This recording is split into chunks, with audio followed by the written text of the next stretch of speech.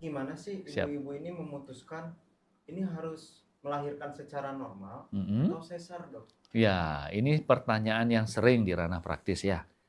Jadi, dok, saya nanti melahirkan normal deh, dok. Nah, gitu ya. Dok, nanti saya sesar ya, dok. Nah, tapi saya bingung, dok, saya mau normal apa sesar, kan gitu. Nah, Sering pertanyaannya iya. seperti itu. Nah, bagaimana kita memastikan, oh ini ibu ini boleh hamil dengan bersalin normal akhirnya, begitu, dan mana yang tidak boleh bersalin secara normal, gitu.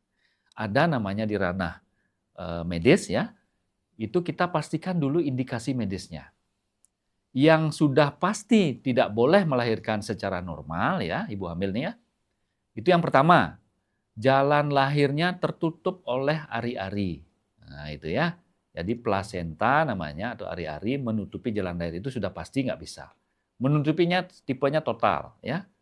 Ya, menutupi keseluruhan dari jalan lahir itu nggak boleh normal. Kemudian mohon maaf nih, ibunya tingginya tidak mencapai tinggi badan 145 cm. Ya. Walaupun tidak semua ibu yang 145 pasti tidak bisa melahirkan normal, tapi secara indikasi medis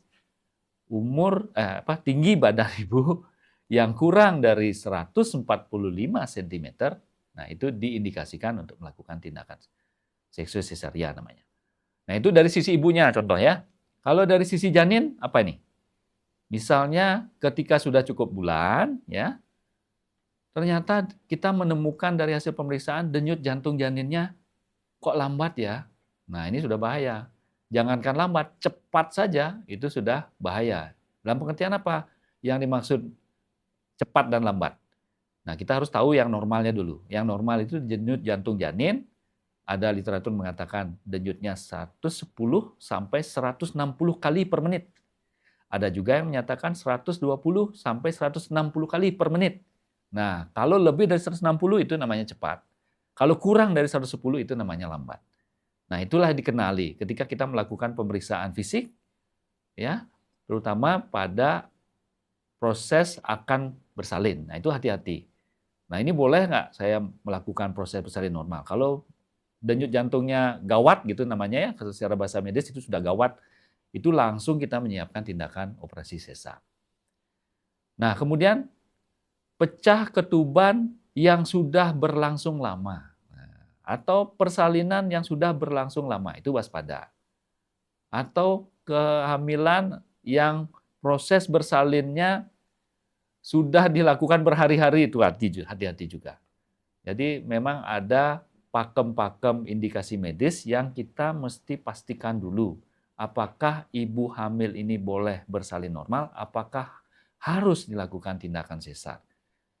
Kembali ke proses bersalin sesar. Ini yang sering terjadi di ranah praktis. Ibu bersalin dengan sesar yang ketiga kalinya gitu. Nah, itu sudah pasti secara indikasi medis sesar gitu ya. Yang ketiga kalinya nih. Misalnya yang pertama sesar, yang kedua sesar, yang ketiga umumnya akan sesar. Bahkan teori mengatakan itu pasti dilakukan tindakan sesar. Nah, berbeda dengan ibu yang satu kali operasi sesar, nah dia bisa melakukan proses mencoba bersalin normal dengan catatan kepala janin ketika itu berada di bawah. Artinya berada dekat jalan lahir, bukan kakinya, bukan pantatnya. Jadi betul-betul posisi yang normal untuk bersalin normal. Dengan catatan juga jarak kehamilan yang sekarang dengan sebelumnya ketika dia operasi itu harus lebih dari 2 tahun. Itu baru boleh mencoba untuk bersalin normal ya. Istilah bahasa kita tolak ya. Trial of labor ya atau TOL ya, trial of labor. Itu yang harus kita pastikan dulu.